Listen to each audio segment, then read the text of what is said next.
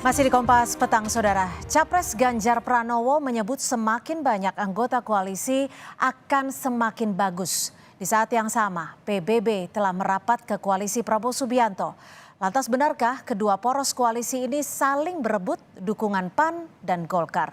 Lalu seberapa besar dampak elektoralnya? Kami akan bahas bersama Direktur Eksekutif Carta Politika, Mas Yunarto Wijaya, dan dari PDI Perjuangan sudah ada Pak Deddy Sitorus, Sekretaris Tim Koordinasi Relawan Pemenangan Ganjar Pranowo, serta Waketum DPP Gerindra Habibur Rahman. Selamat sore Bapak-Bapak, terima kasih. Selamat sore. Selamat sore, Cynthia. Selamat sore, terima kasih sudah bergabung bersama kami di Kompas Petang. Pertama saya akan ke Bang Deddy terlebih dahulu. Ini kan Ganjar sempat menyatakan bahwa koalisi akan semakin bagus jika anggotanya semakin banyak. Artinya saat ini mungkin Golkar lebih dekat ke koalisi Ganjar ketimbang Prabowo ya? Ya, kalau lebih banyak partai yang bergabung untuk Pilpres, saya kira siapapun partainya atau pasangan capres-cawapresnya pasti akan senang. Dan dari DNA genetikanya PDI Perjuangan, memang kita kan selalu membangun satu budaya gotong royong. Jadi semakin banyak partai yang masuk tentu semakin semakin baik buat kita gitu. Kalau soal kedekatan dengan Golkar, saya kira kita mengalami banyak pasang surut, tetapi bisa dikatakan kita kerjasama cukup baik, terutama di parlemen ya. Dan selama 10 tahun dengan Golkar, saya kira juga tidak ada riak-riak, kerjasama baik semua. Jadi soal kedekatan, saya kira saya belum bisa menyimpulkan ini kedekatan yang mana ini secara politik ya. Kita sama-sama nasionalis gitu ya. Tentu saja cukup dekat. Golkar punya akar yang cukup dalam selama pemerintahan Presiden Soeharto dan punya banyak pengalaman juga dengan birokrasi dan ormas-ormas yang dibentuk pada masa awal Orde Baru gitu. Jadi saya kira ya dekat dalam artian terutama 10 tahun terakhir ya kita harus akui ya. 10 tahun terakhir terbilang cukup dekat seperti itu ya. Tapi kalau ke arah koalisi untuk Pilpres 2024 akan seperti apa kedekatannya nanti? Nah kalau itu saya belum bisa menyimpulkan sekarang ya, dinamikanya sangat kuat. Dan saya kira ke depan dinamika kedekatan antara partai itu tentu tergantung bagaimana mereka membangun satu komitmen bersama dalam berbagai hal. Misalnya dalam konteks pemilihan wakil presiden misalnya. Lalu bagaimana membagi tugas di antara partai-partai ketika kemenangan sudah di tangan, bagaimana mengelola negara ini gitu ya. Oke, kalau belum bisa dikatakan sekarang, kalau ke PAN apakah seperti hal yang sama? Saya kira dengan PAN lebih maju ya, karena mereka sudah mengusulkan nama ketika bertemu dengan DPP PDI Perjuangan. Saya tidak tahu apakah dengan Golkar sudah dilakukan hal yang sama, tetapi sejauh ini yang saya tahu masih dalam bentuk penjajakan, belum dalam konteks pasangan. Kalau saya tidak salah ya, mau dikoreksi. Oke, baik. Saya akan ke Pak Habib. Pak Habib, PBB kemarin merapat ke Prabowo. Ini kalau boleh dikasih bocoran, daya tawar PBB seperti apa sih kemarin ini? Ya, prinsipnya kami dalam ikhtiar untuk memperbesar koalisi kebangkitan Indonesia Raya ini. Karena memang untuk membangun negara ini ya, dan juga untuk memenangkan kontestasi, tentu kita perlu lebih banyak pasukan ya, lebih lengkap, lebih baik. Kita tahu akar sejarah PBB itu luar biasa. Walaupun mereka saat ini tidak ada di parlemen, tetapi mereka menurut saya itu satu-satunya partai produk reformasi ya, yang akarnya sangat kuat dan masih bertahan hingga saat ini ya, di parlemen-parlemen daerah ya. Nah, kemudian juga tokoh-tokoh di PBB ini bukan kaleng-kaleng. Kita tahu ada Pak Yusril, ada Pak Ferry Nur ya, banyak lagi tokoh-tokoh. Kemudian di kalangan menengah dan kalangan mudanya pengaruhnya luar biasa. Mereka juga punya laskar-laskar ya yang teruji. Nah, ormas-ormas ya yang teruji. Jadi sungguh-sungguh sangat signifikan pengaruhnya ketika PBB bergabung. Oke. Jadi ketika PBB bergabung. arti dari signifikan itu sendiri bagi Gerindra akan memberikan kekuatan yang cukup besar gitu? Ya, dapat dipastikan ini angin segar bagi kami ya masuknya PBB baik partainya maupun juga tokoh-tokohnya. Kita tahu ya, Bang Yusril itu kan influencer besar ya. Beliau bicara soal hukum apapun akan menjadi rujukan Ya. semua orang. Gitu. Jadi ketika beliau bergabung dengan koalisi ini mendukung Pak Prabowo, ini kami pastikan akan membawa pengaruh yang cukup besar, yang sangat besar. Oke, saya akan ke Mas Toto. Mas Toto, ini Ya, koalisi yang cukup besar. Apa sih sebenarnya arti dan juga makna terkait hal ini? Apakah hanya untuk kekuatan yang lebih besar dan juga logistik yang lebih besar atau seperti apa? ya, ini kan bermula dari sebuah asumsi bahwa ketika ada kekuatan parpol baru masuk, Mhm. mesin politiknya akan menjadi lebih besar, logika matematika pertarungan politik atau mesin politiknya juga akan lebih besar untuk bisa memenangkan pertarungan. Nah, artinya semakin ketat pertarungan, semakin kuat juga tendensi dari barisan koalisi partai untuk menambah partai baru gitu. Dan Ya. itu kan yang sekarang sedang terjadi. Kenapa sih pertanyaannya? Kok belakangan ini pertanyaan yang muncul hanya apakah partai A akan masuk ke koalisi Prabowo atau koalisi Ganjar? Apakah partai B akan masuk ke koalisi Prabowo atau koalisi Ganjar? Kenapa tidak ke koalisi Anies? Karena memang kecenderungan dari dua nama ini yang sekarang diperhitungkan akan bersaing ketat. Ya. Dan partai-partai ini juga punya kepentingan ketika bicara masuk dalam koalisi tertentu itu kan pengen menang ya. Dan memang auranya saat ini ada di Pak Prabowo dengan Mas Ganjar. Itu yang menurut saya menjadi perhitungan pertama. Dan Hmm. kalau kita lihat tingkat kesulitannya akan berbeda-beda. Hmm. Ada partai yang kecenderungannya akan lebih sulit dinegosiasikan atau mengambil keputusan dalam waktu cepat, itu kalau mereka cenderung memasang harga bahwa ketumnya atau sosok di dalam partainya harus jadi cawapres. Itu Oke. terjadi misalnya menurut saya pada Caimin. Oke. Menurut saya mungkin terjadi pada Mas Erlangga dengan Golkar. Tapi ada Ya. partai-partai yang memang bicaranya sekedar misalnya ingin ikut dalam barisan kemenangan dan dalam konteks power of sharing mungkin mereka hanya berbicara kursi menteri. Dalam Apakah bicara ini misalnya, artinya termasuk Golkar dan PAN yang masih terus menimbang-nimbang? ya tadi kalau kita mau beri contoh partai yang cenderung mudah mengambil keputusan itu adalah partai seperti PBB. Mhm. Atau ketika bicara koalisi Mas Ganjar itu ada Perindo dan Hanura misalnya, yang tidak akan memaksakan kadernya menjadi cawapres. Ya. Tapi untuk partai seperti Golkar yang bisa dikatakan cukup besar, PKB misalnya, sampai sekarang itu kan mereka tetap berusaha membangun komunikasi kepada kedua belah pihak. Karena memang menginginkan harga tertinggi, siapa yang berani pasang harga ketumnya menjadi cawapres, misalnya seperti itu. Itu yang menurut saya sekarang sedang menarik terjadi dalam perbincangan di panggung belakang, baik dilakukan oleh PDI Perjuangan ataupun dilakukan oleh Gerindra. Oke, saya akan ke Bang Deddy. Bang Deddy, kalau tadi disebut oleh Gerindra bahwa PBB adalah angin segar di koalisi. Kalau PDI Perjuangan sendiri sedang mencari angin segar lainnya apa nih? Bagaimana dengan PAN dan juga Golkar? Apakah sudah ada komunikasi yang lebih intens untuk memasukkan kedua partai besar ini masuk dalam koalisi? Ya kalau niat pasti ada ya. Tentu kita sangat berharap partai yang Prospeknya memang gimana dari niat itu sendiri?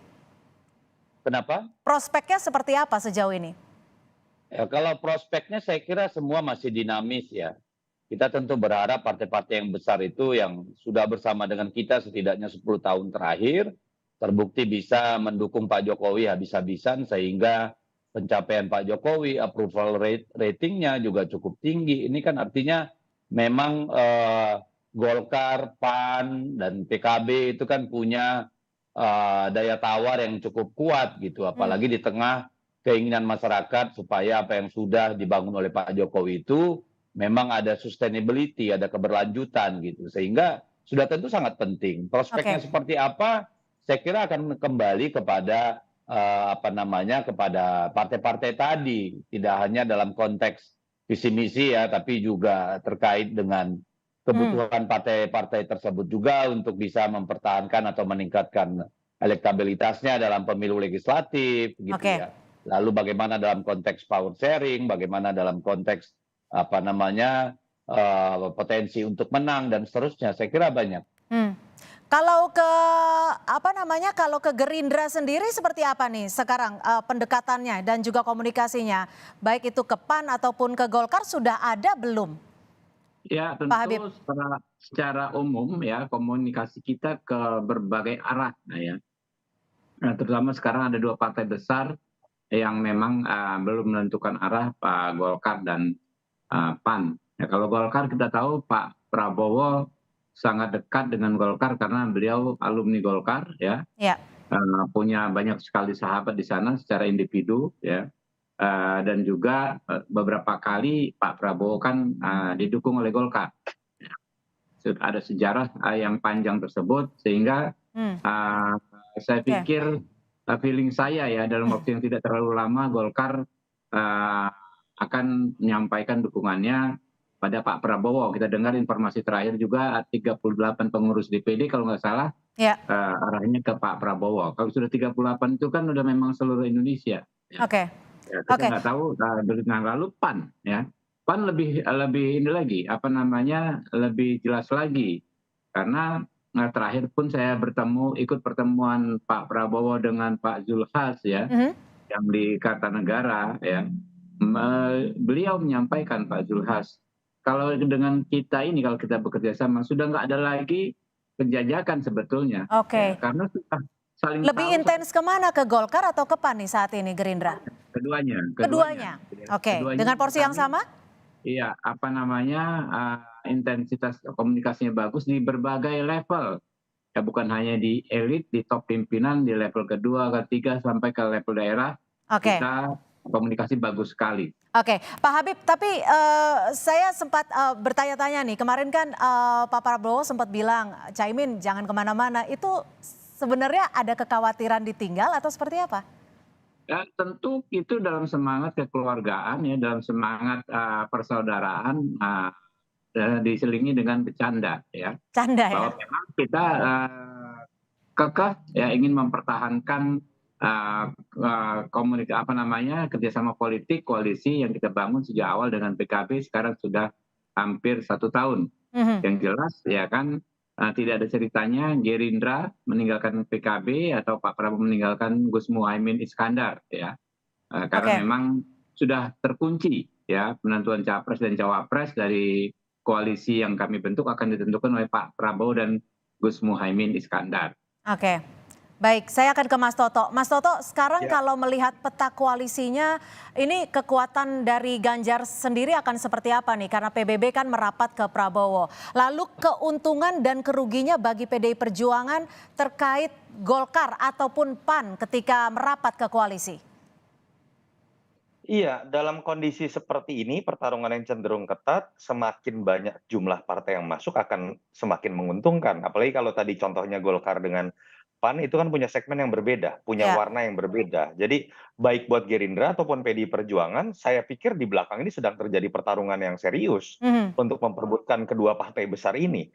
Belum lagi ketika berbicara apakah sudah pasti PKB misalnya akan ada di barisan Gerindra, belum ya, tentu karena kita tahu, Caimin bicara dalam keputusan muktamar itu kan masih menjadi cawapres. Ketika keputusan dari Pak Prabowo bukan ke Caimin, bukan, tidak mungkin bahwa Caimin akan menunggu tawaran yang lebih menarik dari PDI Perjuangan. Tapi PDI Perjuangan juga jangan senang terlebih dahulu.